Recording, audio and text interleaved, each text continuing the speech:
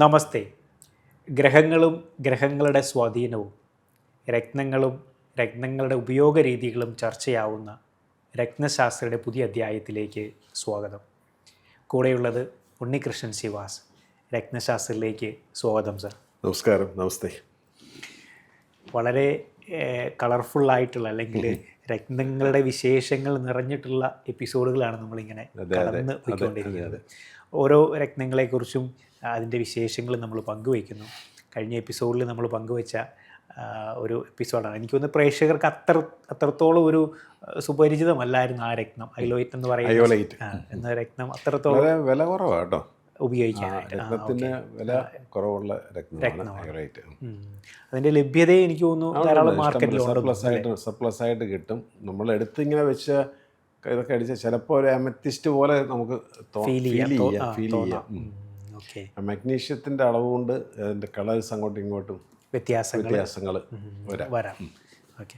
പിന്നെ അതുപോലെ തന്നെ നമ്മൾ ചർച്ച ചെയ്ത കാര്യമായിരുന്നു ഒരു ദിവസം തന്നെ ജനിച്ച രണ്ട് വ്യക്തികളുടെ ആ ഒരു അനുഭവങ്ങളും സ്റ്റോണുകളും എല്ലാം വ്യത്യാസമാണ്. അതായത് ആ ഒരു സമയത്തിലുണ്ടായ മാറ്റം. ജനിച്ച ദിവസം ഒന്നാണ്, പക്ഷേ ജനിച്ച സമയത്തിലുള്ള കുറച്ച് മാറ്റത്തിൽ ബർത്ത് കൊണ്ട് നമുക്ക് നമ്മുടെ ഫസ്റ്റ് ഹൗസ് അല്ലെങ്കിൽ ലഗ്നം അല്ലെങ്കിൽ അസെൻഡൻ്റ് മാത്രമേ കണ്ടുപിടിക്കാൻ പറ്റുന്നത്. ബാക്കി അന്നത്തെ പ്ലാനറ്ററി പൊസിഷൻസ് എല്ലാം ഒരേപോലെ ആയിരിക്കും നിൽക്കുന്നത്. ഒന്നിനും മാറ്റം കാണത്തില്ല. ലഗ്നം മാത്രം മാറിക്കൊണ്ടേയിരിക്കും. മനസ്സിലായല്ലേ? അപ്പോൾ ആ രണ്ട് വ്യക്തികൾക്കുണ്ടായിട്ടുള്ള അനുഭവങ്ങൾ അല്ലെങ്കിൽ അവർ കടന്നു പോകുന്ന സാഹചര്യങ്ങളൊക്കെ കംപ്ലീറ്റ്ലി ഡിഫറെൻ്റ് ആണ്. അവരുടെ ജോലി മേഖലകൾ ചിലപ്പോൾ വ്യത്യാസമായിരിക്കാം. പിന്നെ അവർക്ക് ഉപയോഗിക്കുന്ന രത്നങ്ങൾ വ്യത്യാസമാണ്. ആദ്യം നമ്മൾ സംസാരിച്ച ലഗ്നം, മേടത്തിൽ ശനി നീചത്തിൽ നിൽക്കുന്ന ആളുമായിട്ടാണ്. മേടത്തിൽ നിൽക്കുന്ന ആൾ സ്വന്തം ബിസിനസ്, അതായത് കർമാധിപൻ 10ാം ഭാവാധിപൻ തന്നെ ശനി ലഗ്നത്തിൽ നിന്നപ്പോൾ സ്വന്തം ബിസിനസ്, അത് ഹാർഡ്വെയറും മെറ്റൽസ്, മോട്ടോർ വാഹനങ്ങൾ, അതിൻ്റെ സർവീസിങ്, പെയിൻറ്റിങ്, ഡെൻറ്റിങ് ഒക്കെ ആയിട്ട് വന്നതാണ്. രണ്ടാമത്തെ ആൾ അതേ ദിവസം തന്നെ കുറച്ച് ബാക്കിലോട്ടാണ് ജനിച്ചത്. 4 മണിക്കൂറിന് മുന്നേ ജനിച്ചപ്പോൾ പുള്ളി കുംഭ ലഗ്നം വന്നു. പുള്ളിക്ക് ചെറുതായിട്ട് ബ്ലൂ സഫയറോ അയലൈറ്റോ നമുക്ക് സജസ്റ്റ് ചെയ്യാം. മറ്റേ ആൾക്ക് സ്റ്റോൺ ബ്ലൂ സഫയറും അല്ല അയലൈറ്റ് അല്ല, ഒരു ബ്ലൂ കളറും പുള്ളിക്ക് മാച്ചല്ല. അവിടെ നമ്മൾ കൊടുത്തത് യെല്ലോ സഫയറും റെഡ് കോറിലുമാണ് ആൾക്ക് കൊടുത്തത്.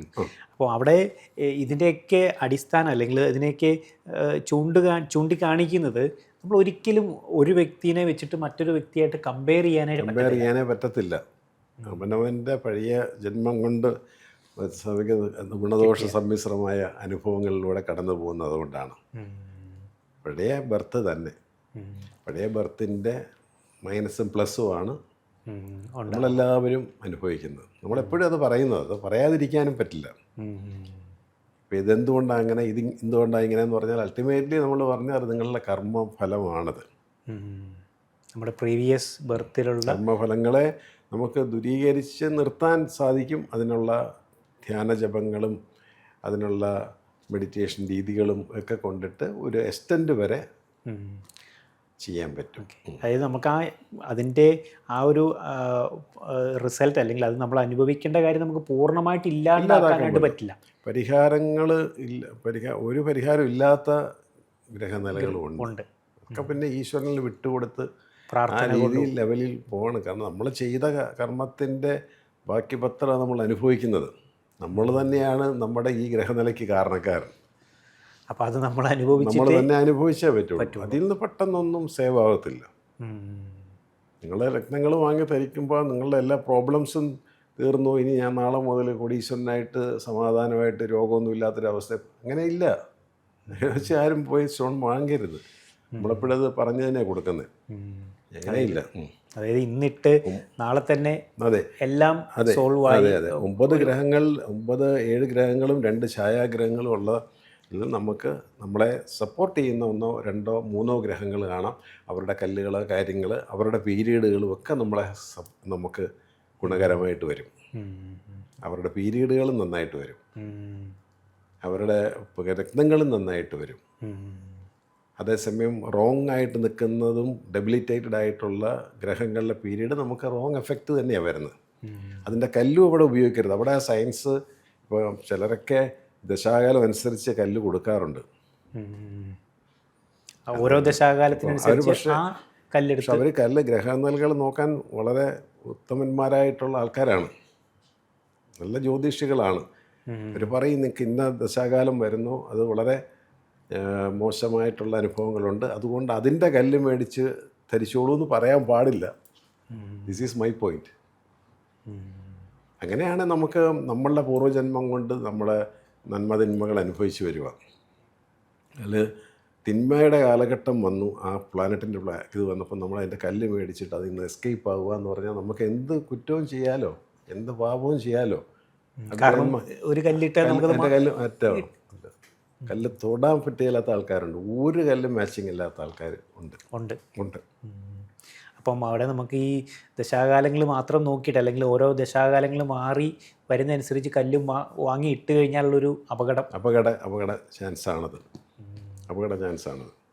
അത് വളരെ ശ്രദ്ധിക്കേണ്ട കാര്യം അത്. വളരെ ഞാനിതിൻ്റെ മർമ്മപ്രധാനമായ പോയിന്റാണ്, സീക്രട്സ് ആണ് ഇപ്പോൾ പറയുന്നത്, പബ്ലിക് പറയുന്നത്. പക്ഷെ അത് 10 പേർക്ക് ഗുണമാകുന്നതിൽ ഇത് ഫോളോ ചെയ്യുന്ന ഒരുപാട് പേരുണ്ട് ഈ പ്രോഗ്രാം. അത് അവർക്ക് ഗുണകരമായിട്ട് വന്നോട്ടെ. അതാണല്ലോ നമ്മൾ പഠിച്ചതാണല്ലോ നമ്മൾ പറഞ്ഞു കൊടുക്കാൻ പറ്റും. നമ്മൾ പറഞ്ഞു വന്നിരുന്നത് ഇതായിരുന്നു, ആ ഒരു ദശാകാലങ്ങളൊക്കെ നോക്കിയിട്ട് അതിനനുസരിച്ച് മാത്രം രത്നങ്ങൾ ഉപയോഗിക്കുന്ന രീതി ഒരു ശരിയായിട്ടുള്ളൊരു മാർഗ്ഗമല്ല, അല്ലെങ്കിൽ അതിൻ്റെ പ്രോപ്പറായിട്ടുള്ള രീതി അതല്ല എന്നാണ് നമ്മൾ പറഞ്ഞത്. ഇപ്പം ഈ ഓരോ ദശാകാലങ്ങൾ അല്ലെങ്കിൽ കടന്നു പോകുമ്പം, അല്ലെങ്കിൽ ആ ഒരു സമയത്ത് നമ്മൾ കല്ലുകളുടെ ഉപയോഗങ്ങളൊക്കെ ഉണ്ടല്ലോ. ഇപ്പം കർമ്മ മേഖലയിലൊക്കെയാണ് ഒരാൾ ഈ ഒരു സമയത്ത് കടന്നു പോകുന്ന, ആ ദശാകാലങ്ങളിൽ കടന്നു പോകുന്നതെങ്കിൽ ഓരോ വ്യക്തികളെയും എങ്ങനെയായിരിക്കും ഇപ്പം അത് അഫക്റ്റ് ചെയ്യുക? ദശാകാലങ്ങൾ ഇതിപ്പോൾ നമ്മൾ ബർത്ത് ചാർട്ട് നമ്മൾ നോക്കേണ്ടി വരും. അതിനകത്ത് നമുക്ക് 10th ഹൗസ് കരിയർ ആണ്, 2nd ഹൗസ് മണി, 9th ഹൗസ് നമ്മുടെ ലക്ക് ഭാഗ്യം, എല്ലാം നമ്മൾ ചെക്ക് ചെയ്തിട്ട് 10th ഹൗസിൽ ഏതെങ്കിലും പ്ലാനറ്റ് ഉണ്ടോ എന്ന് ആദ്യം നമ്മൾ നോക്കും. അപ്പോൾ 10th ഹൗസ് ഇപ്പോൾ നമ്മളിപ്പോൾ ഇടവ ലഗ്നം, നമ്മൾ മേടവും കുംഭവും മകരമൊക്കെയാണല്ലോ പറഞ്ഞു, ഞാൻ ഇടവ എടുക്കുന്നു. ഇടവ ലഗ്നത്തിൻ്റെ 10th ഹൗസ് എന്ന് പറയുന്നത് വീണ്ടും വന്നിരിക്കുന്നത് ശനിയാണ്, മകരമാണ്. 10th 11th പൊസിഷൻ വളരെ ഇമ്പോർട്ടൻ്റ്. 10th നമ്മുടെ കർമ്മമാണെങ്കിൽ 11th നമ്മൾ അക്യുമുലേറ്റഡ് മണി, നമ്മുടെ പ്രോഫിറ്റ്, ലാഭം സ്ഥാനം എന്ന് വേണേൽ പറയാം. അപ്പോൾ അത് രണ്ടും കൈകാര്യം ചെയ്യുന്ന ആൾ ശനി അവിടെ. ഇടവലഗ്നക്കാർക്ക് യോഗകാരകനായിട്ടുള്ള ഗ്രഹം തന്നെ ശനിയാണ്, യോഗകാരകനാണ് ശനി. ഇപ്പം ആ ശനി അവിടെ ഈ കുംഭത്തിലോ മകരത്തിലോ നിൽക്കുന്നു, ശനിയുടെ ദേശാകാലമാണ്. അല്ലെങ്കിൽ തന്നെയും അയാൾക്ക് കർമ്മത്തിന് ഒരു ദോഷം ഉണ്ടാവില്ല, ജോലിയില്ലാത്ത അവസ്ഥ കാണത്തില്ല, പഠിച്ച് ക്യാമ്പസ് സെലക്ഷനായിട്ട് കയറിപ്പോവും. അല്ലെങ്കിൽ എവിടെ ജോലിയിൽ കയറിയാലും അവിടെ ഭംഗിയായിട്ട് ഉയർച്ച നിൽക്കും. കാരണം ശരിക്കും ഭാഗ്യാധിപനായിരിക്കുന്ന ശനി കർമ്മസ്ഥാനത്ത്, ഭാഗ്യാധിപൻ കൂടെയാണ് ശനി. ഭാഗ്യാധിപനും കർമാധിപനുമാണ്. ഞാൻ ലാഭാധിപൻ എന്ന് പറഞ്ഞു, ഞാൻ അത് ബൈ മിസ്റ്റേക്കിൽ പറ്റിയതായിരിക്കും. കാരണം 9ഉം 10ഉം ഭാവാധിപനാണ് ശനി. 9ഉം 10ഉം ഭാവാധിപൻ ശനി. ഇപ്പോൾ 9ാം ഭാവാധിപൻ ശനി 10ൽ കുംഭത്തിൽ നിൽക്കുന്നു. ഓക്കെ. അപ്പോൾ ഭാഗ്യമാണ്, തൊഴിൽ ഭാഗ്യം കൊണ്ട് എല്ലാ കർമ്മ മേഖലയ്ക്ക് വിളിക്കും, കോട്ടം തട്ടില്ല. നിങ്ങൾക്ക് ഒരിക്കലും ജോലി ഇല്ലാത്ത അവസ്ഥ ഉണ്ടായിട്ടുണ്ടോ? ഇല്ല സാർ, എനിക്ക് പഠിച്ച് അന്ന് മുതൽ എനിക്ക് ജോലിയുണ്ട്, ഇപ്പോഴും ആ ജോലിയുണ്ട്. ജോലിയിൽ സാറ്റിസ്ഫൈഡ് അല്ലേ? ജോലി സാറ്റിസ്ഫൈഡ് ആണ്. അപ്പ് ആൻഡ് ഡൗൺസൊക്കെ ഉണ്ടെന്നാലും ഓൾട്ടുഗദർ നോക്കിയാൽ ഒരു കുഴപ്പമില്ലാതെ പോകുന്നു. കാരണം കർമാധിപൻ കർമ്മസ്ഥാനത്ത് വന്നു, അല്ലെ ഭാഗ്യാധിപൻ കർമ്മസ്ഥാനത്ത് വന്നു. ഇടവലഗ്നത്തിൻ്റെ 9ഉം 10ഉം ഭാവാധിപൻ ശനി 9ലോ 10ലോ നിന്നാലും മതി. 10ാം ഭാവാധിപൻ 9ൽ നിന്നു, നന്നായി. അപ്പോൾ ആ പീരീഡ് വളരെ നന്നായിട്ട് പോകും. ഇത് റോങ് ആയിട്ട് പോകുന്നത്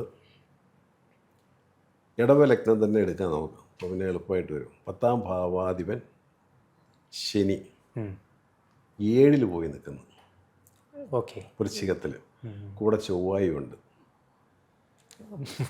പ്രശ്നമായി. ഇവിടെ ചൊവ്വായും വന്നപ്പോൾ എന്താ പറ്റിയെന്ന് വെച്ചാൽ ചൊവ്വാ ശനി ബന്ധം കൊള്ളത്തില്ല. അതായത് 9ഉം 10ഉം ഭാഗ്യവും കർമ്മവും തരേണ്ട ആൾ സെവൻത്ത് ഹൗസിൽ പോയിട്ട് ഈ റോങ് കൺജക്ഷനിൽ നിൽക്കുകയാണ്. അപ്പം ആ സ്മൂത്ത്നെസ് കർമ്മരംഗത്ത് സ്മൂത്ത്നെസ് കാണത്തില്ല. ശനിയുടെ പീരീഡൊക്കെ വരുമ്പോഴും അത് നന്നായിട്ട് എഫക്റ്റ് ചെയ്യും. ഈ വ്യക്തിനെ എഫക്റ്റ് ഏഴരശനിയൊക്കെ വന്നാലും എഫക്റ്റ് ചെയ്യും. അപ്പോൾ നമുക്കെപ്പോഴും കർമ്മത്തിനെക്കുറിച്ച് നോക്കുമ്പോൾ നമ്മുടെ കർമ്മരംഗം എല്ലാ കാര്യങ്ങളും ചെക്ക് ചെയ്യണം. ഇപ്പോൾ ഈ ഇടവലഗ്നക്കാരൻ്റെ കാര്യം പറഞ്ഞാൽ കർമ്മരംഗം നന്നായിട്ട് നിൽക്കുന്നു. 9ഉം 10ഉം ഭാവാധിപൻ 9ലോ 10ലോ അവിടെ നിൽക്കുന്നു ശനി. ഓക്കെ. അതേസമയം തന്നെ വേറൊരു ഇടവലഗ്നക്കാരന് ശനി പോയി 7th ഹൗസ് എന്ന് പറയുന്ന വൃശ്ചികത്തിൽ ചൊവ്വയുടെ കൂടെ നിൽക്കുന്നു. അപ്പോൾ കർമ്മരംഗത്തിന് ചെറിയ ഒരാട്ടം വന്നു. ഇപ്പോൾ ഒരു കൺസിസ്റ്റൻസി കുറവോടെ വന്നു. ഇതെല്ലാം വന്നെങ്കിലും പിന്നെ നമ്മൾ നോക്കുന്ന ഈ ബുധൻ എവിടെ നിൽക്കുന്നു എന്നുള്ള 2ാം ഭാവാധിപൻ ബുധൻ അത് ആ 2ൽ തന്നെ നിൽക്കുന്നോ അതോ 5ൽ എക്സോൾട്ടഡ് ആയിട്ട് നിൽക്കുന്നു. ഇത് ഏതെങ്കിലും സംഭവിച്ചാലും എവിടുന്നോ എന്തൊക്കെയോ വന്ന് ആൾക്ക് ഒരിക്കലും ഒരു ദാരിദ്ര്യം ഉണ്ടാവില്ല. ബുദ്ധിമുട്ടുകൾ വരും, പക്ഷെ എല്ലാം പരിഹരിച്ച് പോകും. അപ്പോൾ അവിടെ ബുധൻ സപ്പോർട്ടീവാണ്. അവിടെ നമ്മൾ എമറോൾഡ് കൊടുക്കുന്ന 5 or 6 ക്യാരറ്റ് എമറാൾഡാണ് കൊടുക്കുന്നത്. കാരണം എമറാൾഡ് നല്ല ബുധൻ നന്നായിട്ട് സപ്പോർട്ട് ചെയ്യുന്നുണ്ട്. അവിടെ നമ്മൾ ശനിയുടെ കല്ല് കൊടുക്കുന്നില്ല, കാരണം ശനിക്ക് റോങ് പ്ലേസ്മെൻ്റ് ആണ്. 7th ഹൗസിൽ പോയിട്ട് റോങ് 7th ഹൗസ് തന്നെ ഒരു വിഷയമുള്ള അത്ര നല്ലൊരു പാർട്ട്ണർഷിപ്പാണ്. ശുഭഗ്രഹങ്ങൾ നിന്നാലും നല്ലതാണ്. അല്ലെങ്കിൽ 7th ഹൗസ് ഭയങ്കര റോങ് എഫക്റ്റ് ഉണ്ടാക്കും. 7ൽ ചൊവ്വായി, 7ൽ രാഹു, 7ൽ കേതു. അങ്ങനെ ഒരാൾ ചോദിച്ചിട്ടുമുണ്ട്. അതിലേക്ക് വരാം. ഞാൻ ഒരു പോയിന്റ് ചോദിച്ചിട്ടുണ്ട്, വാട്സാപ്പിൽ ചോദിച്ചിട്ടുണ്ടായിരുന്നു. അത് പറയാം. അപ്പം നമ്മൾ കർമ്മരംഗത്തിൻ്റെ കർമാധിപൻ്റെ പീരീഡാണെന്നും പറഞ്ഞ് റോങ് സൈഡിൽ നിൽക്കുന്ന കർമാധിപൻ്റെ കല്ല് വാങ്ങി തരിക്കാൻ നമ്മൾ ശ്രമിക്കരുത്. അത് പ്രശ്നം വീണ്ടും വീണ്ടും. പക്ഷേ നമുക്ക് ആ പറയുന്ന പോലെ ആ ഇടവലഗ്നക്കാരന് ബുധൻ അനുയോജ്യനാണെങ്കിൽ ബുധൻ്റെ സ്റ്റോൺ കൊടുത്താൽ പെട്ടെന്ന് വ്യത്യാസങ്ങൾ വരും. ഒന്നാമത് ഇടവലഗ്നം ആ കർമാധിപൻ പോയി ജലരാശിയിൽ നിന്ന് പുള്ളിക്ക് വിദേശത്ത് നിന്ന് പുറത്തു പോകാനുള്ളൊരു വഴി ഉണ്ടാവും. നേരം പുറത്താണ് ആളുടെ ഒരു കർമാധിപൻ എവിടെ പോയി നിൽക്കുന്നത് എന്നുള്ളത് വളരെ ഇമ്പോർട്ടൻ്റ്. നല്ല ശുഭഗ്രഹങ്ങളോടൊത്താൻ നിൽക്കുന്നതെങ്കിൽ ആ ശുഭസ്ഥാനം ഉണ്ടാവും അവിടെ. കർമാധിപൻ നല്ല വീനസ്, അതായത് ശുക്രനുമായിട്ട് നിന്നാൽ ലക്ഷൂറിയസ് ആയിട്ടുള്ള ഫീൽഡിൽ വരും. ലക്ഷൂറിയസ് ആയിട്ടുള്ള കർമ്മരംഗമായിട്ടുള്ള ഒരു ലക്ഷൂറി ആയിരിക്കും. അങ്ങനെയുള്ളവരുടെ ഓഫീസൊക്കെ ചെന്നാലും വളരെ ലക്ഷൂറിയസ് ടച്ചിലായിരിക്കും അവർ ഇരിക്കുന്നത് തന്നെ. ഇത്ര വ്യത്യാസം. അപ്പോൾ കീനായിട്ട് പഠിക്കുമ്പോഴേ ഒക്കെ നമുക്ക് മനസ്സിലാകത്തുള്ളൂ. ഇപ്പം നമ്മൾ പറഞ്ഞ പോലെ ഈ ഒരു 7th ഹൗസിൻ്റെ ഒരു കാര്യം പറഞ്ഞു. അതിൽ ഈ പറയുന്ന ഈ കേതുവിൻ്റെയൊക്കെ ഒരു പീരീഡ് അല്ലെങ്കിൽ അതിൻ്റെ ഒരു ഇൻഫ്ലുവൻസ് ഒക്കെ ചിലപ്പം ഭയങ്കര റോങ് ആയിട്ട് സംഭവിക്കാം. ചോദിച്ചിരുന്നത് 7th ഹൗസ് കേതുവിൻ്റെ ദശാകാലമാണ്. എനിക്ക് കേതുവിൻ്റെ സ്റ്റോൺ ധരിക്കാവോ എന്നാണ് ചോദിച്ചിരിക്കുന്നത് അല്ലേ? അതെ, അതാണ് ആ ഒരു പ്രേക്ഷകൻ്റെ ഒരു സംശയം തന്നെ. കേതുവിൻ്റെ ആ ഒരു പീരീഡിലൂടെ കടന്നു പോവുകയാണ്. അപ്പം അതിൻ്റെ രത്നം കൂടെ ആൾക്ക് ഉപയോഗിക്കാൻ പറ്റുമോ? 2018 വിശാഖം നാളാണ്. 2018 മുതൽ 25 വരെ കേതുർദശയാണ്. ചിങ്ങലഗ്നം. 7th ഹൗസിൽ കേതുവും ബുധനും സൂര്യനും നിൽക്കുന്നത്. 7th house. അപ്പോൾ ഇവർ 3 പേര് നിൽപ്പുണ്ടെങ്കിലും കേതുവിനാണ് ആ റോള് പുള്ളിയാണ് എടുത്തിരിക്കുന്നത്. അതിൻ്റെ ലീഡ് 2018 മുതൽ പുള്ളി ഞാൻ ഈ ഇദ്ദേഹത്തിൻ്റെ 7th ഹൗസിലേക്ക് വരുവാണ്, ഞാനായിരിക്കും ഇത് ഭരിക്കുന്നത്. ഇതാണ് പുള്ളിയാണ് ആ സമയത്ത് അവിടെ റൂൾ ചെയ്യുന്ന ആൾ. അപ്പോൾ അതിൻ്റെ കല്ല് ഉപയോഗിക്കാമെന്ന് വയ്ക്കും. അപ്പോൾ 7th ഹൗസ് എന്ന് പറയുന്നത് തന്നെ ഒരു മാരക സ്ഥാനമാണ്. ഞാനിപ്പോൾ പറഞ്ഞ് വെച്ചതേ ഉള്ളൂ. അതിൻ്റെ ദശാകാലങ്ങളിലുള്ള കല്ലുകൾ ധരിക്കുമ്പോൾ വളരെ ശ്രദ്ധിച്ചിട്ട് വേണം. ധരിക്കരുതെന്നല്ല, ധരിക്കുന്നതിന് ചില നിയമങ്ങളുണ്ട്. അത് നമ്മൾ പാലിക്കണം. അത് അല്ലെങ്കിൽ ഭയങ്കര ഡേഞ്ചർ ആയിട്ടുള്ള. കാരണം 7th ഹൗസ് വളരെ 10th ഹൗസ് പോലെ ഇമ്പോർട്ടൻ്റ്. 7th ഹൗസ് നമ്മുടെ പാർട്ട്ണറാണ്.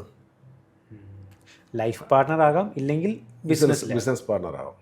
രണ്ടും ഇമ്പോർട്ടൻ്റ്. ലൈഫ് പാർട്ട്ണർഷിപ്പാണല്ലോ ഏറ്റവും അതിനകത്ത് ഇമ്പോർട്ടൻ്റ് ആയിട്ട് വരുന്നത്. അയാൾക്ക് റോങ് എഫക്റ്റ് ഉണ്ടാക്കുന്ന ഒരു പീരീഡാണ് അത്. ഈ പറയുന്ന 7th ഹൗസിൽ ആ വ്യക്തിക്ക് കേതുവിൻ്റെ ആ ഒരു പീരീഡാണ്. അപ്പം അതിൽ ആ ഒരു കേതുവിൻ്റെ രത്നം ഉപയോഗിക്കാൻ പറ്റുമോ എന്നുള്ള ഒരു കാര്യമാണ് ആൾ ചോദിച്ചിരുന്നത്. പക്ഷെ അവിടെ നമ്മൾ വളരെ കൃത്യമായിട്ട് നോക്കിയിട്ട് വേണം ആ ഒരു രത്നധാരണത്തിലേക്ക് ഇദ്ദേഹത്തിനെ സംബന്ധിച്ചിടത്തോളം അത് ചേരില്ല ഈ ചാർട്ടുകാരനെ സംബന്ധിച്ചിടത്തോളം. കാരണം കേതുർദശ തുടങ്ങിയപ്പോൾ മുതൽ പുള്ളിയുടെ വൈഫിന് ആണ് സിക്നസ് മുഴുവൻ ഉണ്ടായത്, പാർട്ട്ണർ സൈഡിലേക്ക് പോയത്. വളരെ മോശമാണ്. ഹെൽത്ത് ഇഷ്യൂസ് ഇപ്പോൾ അദ്ദേഹം പറഞ്ഞത് ഇതിനകത്ത് ഇതിലുണ്ട്. കണ്ടമാനം പൈസയും ഇതും ഹോസ്പിറ്റലാണ് ഓൾമോസ്റ്റ് ഓൾ ഡേയ്സ്. അസുഖം ഇച്ചിരി മേജറായിട്ടുണ്ട്, അത് ഞാനിവിടെ പറയുന്നില്ല.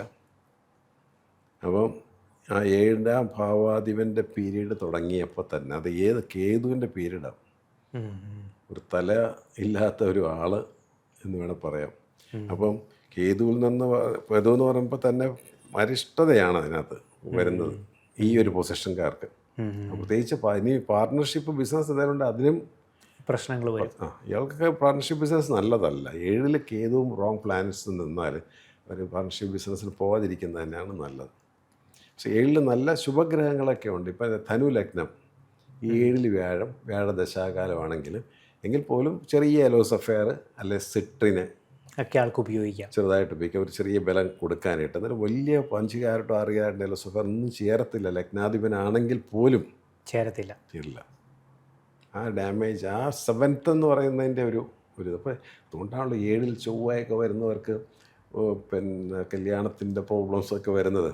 ചൊവ്വാദോഷം എന്ന് പറയുന്നത് 7th ഹൗസിൽ ചൊവ്വ, അത് പാർട്ട്ണറെ എഫക്റ്റ് ചെയ്യുന്നത് കൃത്യമായിട്ടും. അത് 7th ആൻഡ് 8th ഹൗസസ് നല്ലതല്ല, പ്രത്യേകിച്ച് ലേഡീസിന്.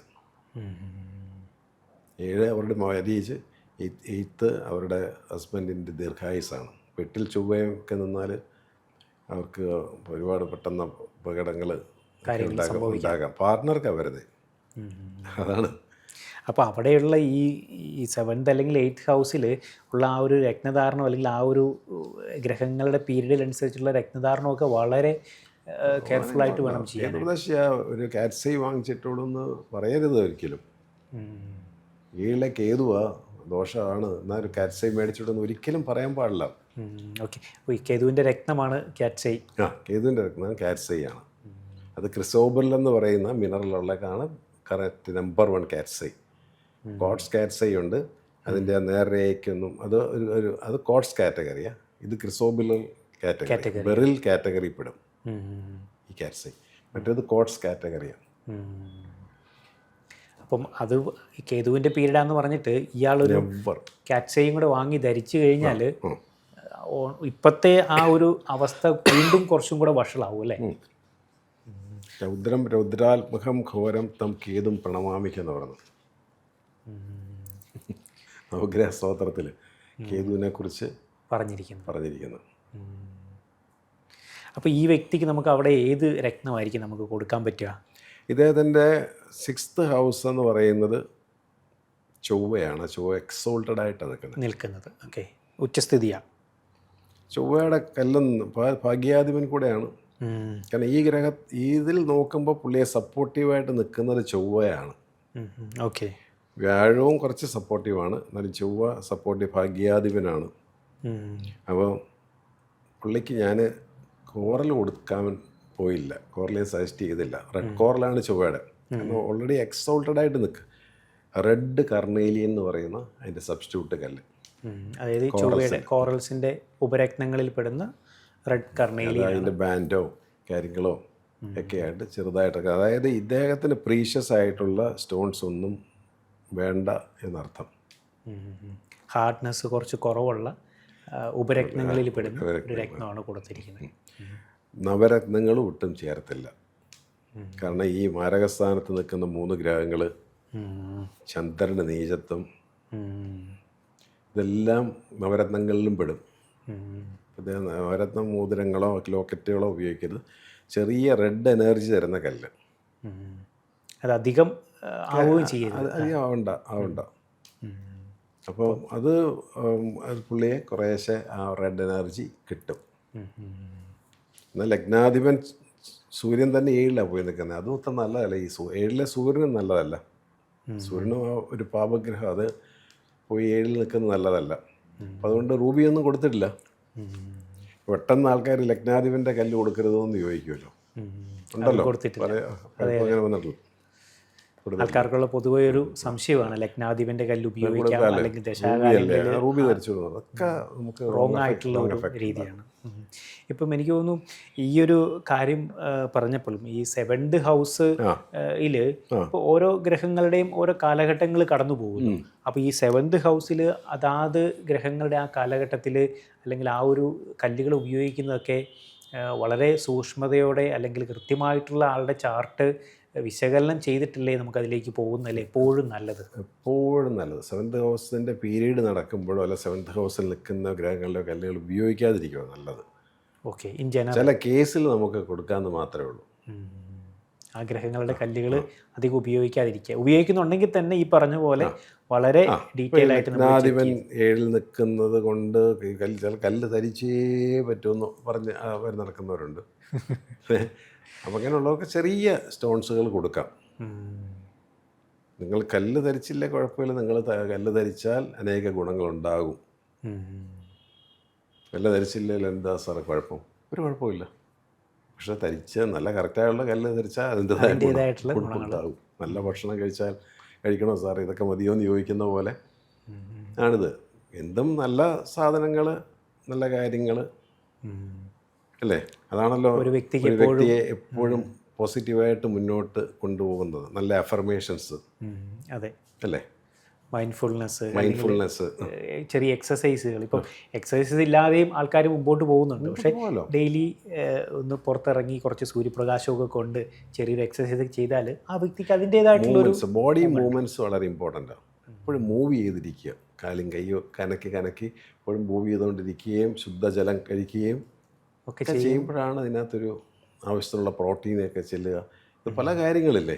അന്ന് പറഞ്ഞ പോലെ തന്നെ രത്നങ്ങൾ നമുക്ക് ഏറ്റവും ഈ പ്രകൃതി തന്നിരിക്കുന്ന ഏറ്റവും വലിയ ഒരു പരിഹാരമാണ്. നമ്മുടെ മനുഷ്യന് വേണ്ടിയിട്ട് തന്നിരിക്കുന്ന പ്രൊട്ടക്ഷനും പരിഹാരവും എല്ലാമാണ്.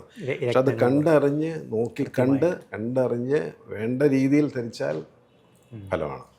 കൃത്യമായിട്ട് നിർണയിച്ച് കൃത്യമായിട്ടുള്ള അളവിലും തൂക്കത്തിലും ഉപയോഗിക്കുമ്പോൾ അതിൻ്റേതായിട്ടുള്ളൊരു ഗുണങ്ങൾ എന്തായാലും ആ വ്യക്തി. ഡ്യൂപ്ലിക്കേറ്റ് ആയിട്ടുള്ള ആർട്ടിഫിഷ്യലായിട്ടുള്ളതും ലാബിൽ നിന്ന് വരുന്നതൊക്കെയുള്ള രത്നങ്ങളുണ്ട്. അതൊന്നും വാങ്ങി ധരിച്ചുകൊണ്ട് ഈ ഫലം കിട്ടത്തില്ല.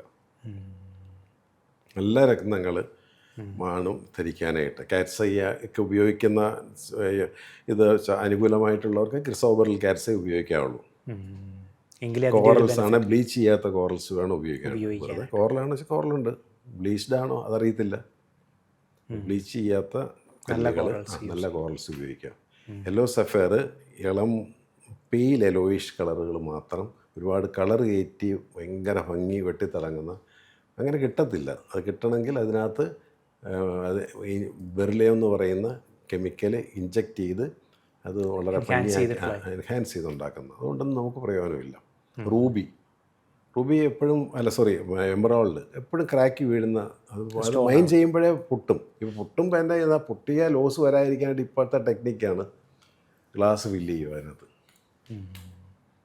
ഇപ്പം നമ്മൾ കല്ല് കൊടുക്കുമ്പോൾ സാർ ഇതിന് തിളക്കമില്ലല്ലോ, ഇതാണ് കാര്യം. നമ്മുടെ ഇതിനകത്ത് ഗ്ലാസ് ഫില്ലിംഗ് ഇല്ല. നമ്മുടെ കടയിൽ കൊണ്ട് ഗ്ലാസ് ഫില്ലിംഗ് തരാൻ നമുക്കിതറിയാം. അല്ലെ എൻ്റെ കൂടെ പ്രവർത്തിക്കുന്നവർക്ക് വർഷങ്ങളായിട്ടുള്ളവരാ അതിൻ്റെ പരിചയമുണ്ട്. അവർ കണ്ടാലും അറിയാം സാർ ഇത് ഗ്ലാസ് ഫില്ലാണല്ലോ എന്ന് അവരെന്തായാലും പറയും.